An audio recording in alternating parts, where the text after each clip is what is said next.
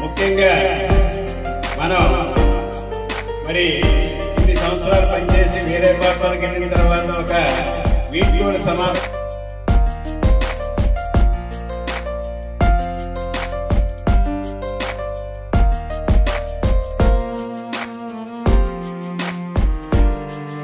అనుకుంటే అందరూ కూడా సంపూర్ణ మద్దతుతో ఈ విధంగా ఈ రోజు ఎంఆర్సీని తీర్చుకోగలిగాం. దానికి మరి మండల విద్యాశాఖ తరఫున మరి ఇక్కడ ఉపాధ్యాయులు పెద్దలందరూ కూడా మరొక్కసారి నా యొక్క హృదయపూర్వక నమస్కారాలు తెలియజేస్తున్నాను. అలాగే మరి మనం స్టేట్ వరకు వెళ్ళకుండా జిల్లాలో ఒక ఉన్నతమైన ఎంఆర్సీ, ఎందుకంటే మా ఉపాధ్యాయ అనుభవ కేంద్రం అంటే ఇది దీన్ని చూసినప్పుడే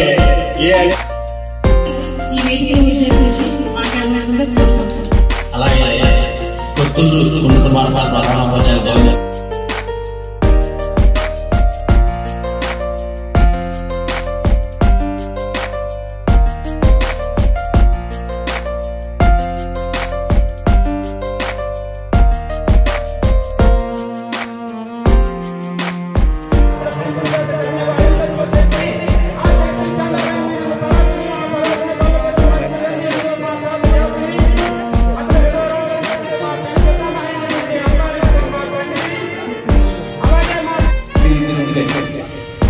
వాస్తవానికి వాళ్ళు ఈ మండలంలో ఎంత బాగా పనిచేస్తున్నారనేటువంటి విషయం ఎవరికి అడగనక్కర్లేదు.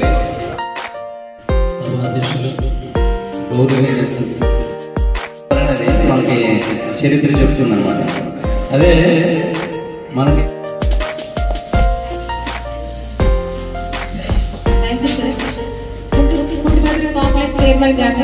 సభను ఉద్దేశించి మాట్లాడినట్టుగా కోరుకుంటున్నాను.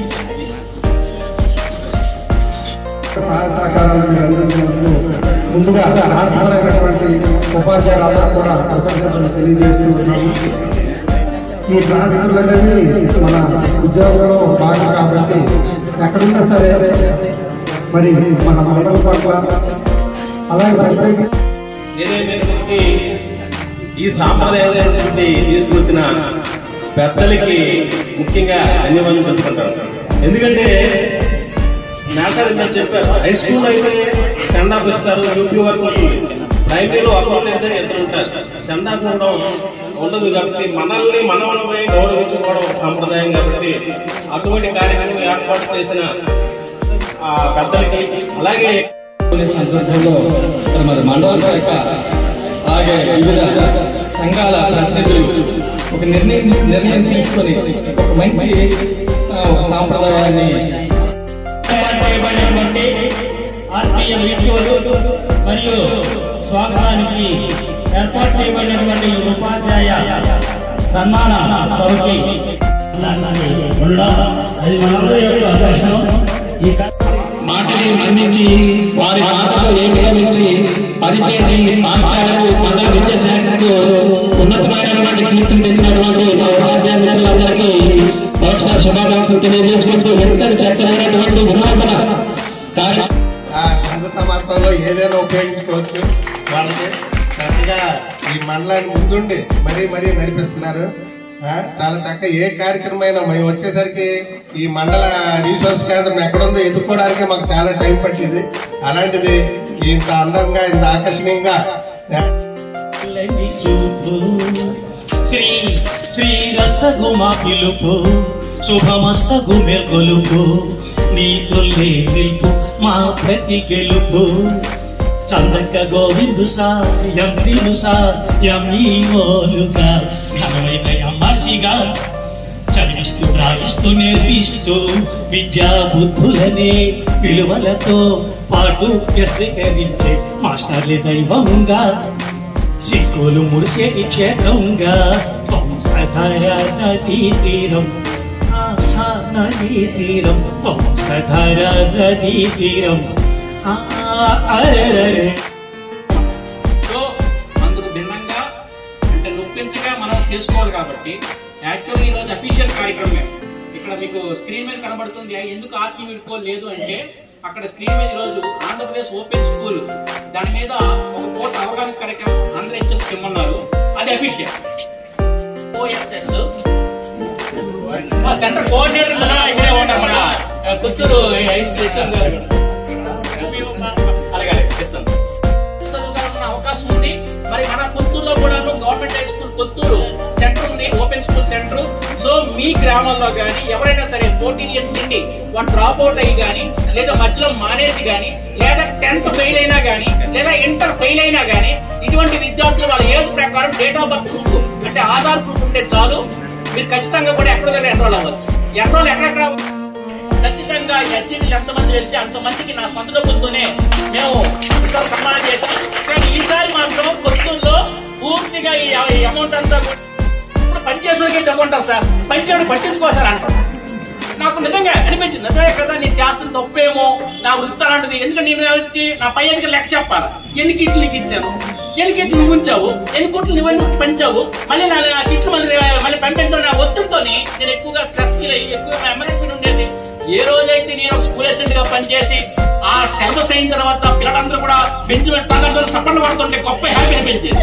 ఇది మీ అందరికీ వాస్తవం. సిలబస్ అయిన తర్వాత ప్రతి ఒక్క టీచర్ జాబ్ సాటిస్ఫైడ్ ఉంటారు. సిలబస్ ఇన్కంప్లీట్ అయితే మాత్రం చాలా సిలబస్ వదిలేసి నా పాటను బాగా తెలియదు. ఇప్పుడు నా పరిస్థితి ఏంటంటే ఒక స్కూల్ అసిస్టెంట్ గా నేను చాలా సక్సెస్ఫుల్ గా జాబ్ సాటిస్ఫై ఉండేది. ఇది ఎంఈఓ వచ్చిన తర్వాత అధికారులు లెక్క